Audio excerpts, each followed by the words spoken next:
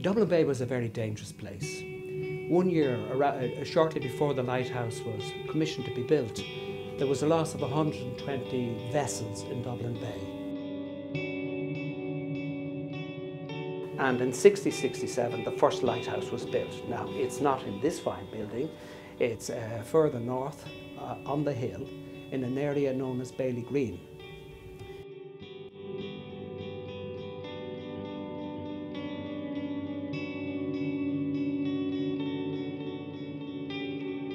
It has an unusual design. It was called a cottage lighthouse. And a lot of people feel maybe the cottage was there first. There might have been a security or a lookout tower, because it's a very fortified cottage. But seemingly all his lighthouses had a similarity, and therefore most likely the cottage was built as part of the lighthouse.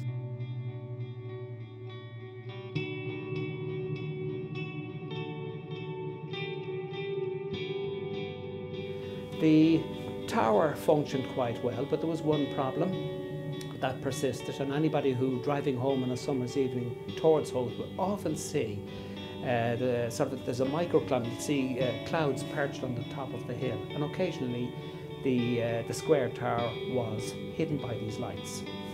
The original light itself consisted of 6 argand oil lamps, and they'd no proper lens, so they used bull nose, something like the end of a bottle, a milk bottle, something like that.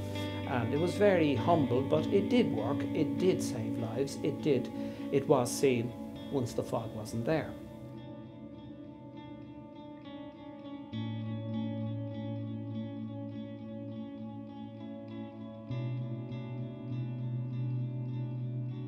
The Queen Victoria was set off from Liverpool for the port of Dublin, and its captain was a very respected captain. He was 20 years with the company service.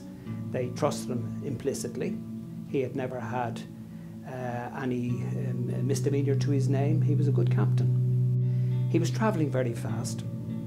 He was at full speed, and he was entering the port of Dublin on the 15th of February, 1853, when a blizzard, a very heavy snowstorm, descended, and there was virtually no visibility. He came off track, but he was convinced he was on track. He did not change his speed. When he hit the rock, had he kept the boat on the rocks and allowed people to form some sort of bridge to escape, 12 people jumped off, 8 made their way to the lighthouse to raise awareness. Now, at that stage, help was on its way. And instead of keeping the boat on the rocks or driving it forward, keeping it pressed against the rocks and allow people to climb from the bowsprit onto the rocks, he reversed the motors, pulled the ship off the rocks, and of course the water entered very rapidly at this stage. It was powerless, the engines had no force, it filled with water, and it drifted from Casna Rock slowly in a southwestward direction, and it crashed into the base of this very lighthouse. But sadly 60 people were lost, including the captain and the first mate, the people who were culpable for the accident. It was a terrible tragedy, and people still speak about it.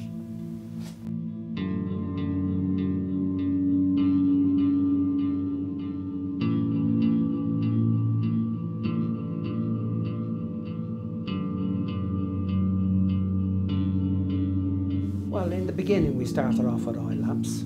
Eventually coal gas was gas-fired.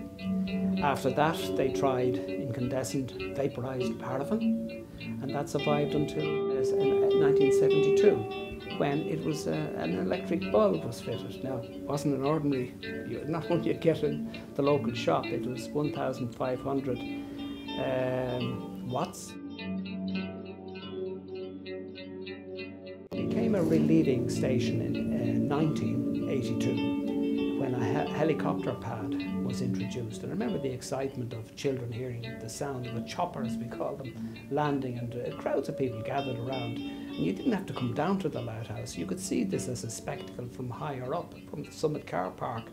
And these red and white helicopters would descend, and then they'd set off to service the Kish Lighthouse and the Rockabill Lighthouse,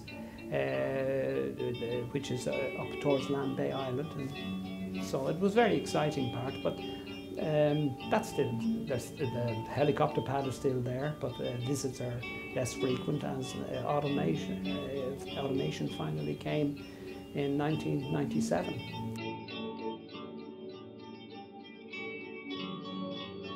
Now, from my own point of view, when a fog came, you'd hear the foghorn sounding. I felt safe in my bed when that happened. I know as a child I thought it was a monster roaring, I was terrified, but when you realise this sound was saving lives, it was like a mechanical lullaby of sorts. It just was peaceful. I turned over, go back to sleep, and I knew that some sailors would live because of it. That's an emotional side, and for years this lighthouse has played a part in saving the lives of many people. We only know they die when there's a tragedy, but when they don't die, it was because of the success of this lighthouse. So many people have been saved by it, and I think it deserves a great credit and must be preserved. 2 years' time it'll be 200 years old. I think people should celebrate that fact, and may it live for another 200 years beyond that. It's still playing a part in saving lives.